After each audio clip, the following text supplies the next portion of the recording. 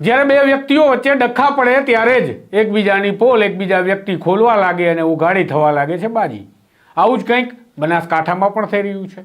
ભાજપના જ પૂર્વ ધારાસભ્યએ જાહેર મંચ પરથી આરોપ કર્યો કે વિધાનસભાના સ્પીકર શંકર ચૌધરીએ ખેડૂતો માટે મંજૂર થઈ ગયેલી લાભકારી પાણીની યોજનાનો વિરોધ કેબિનેટમાં કર્યો અને કામને બંધ કરાવી દીધું, જે કામ મંજૂર થઈ ગયું હતું અને કામ શરૂ થઈ ગયું હતું.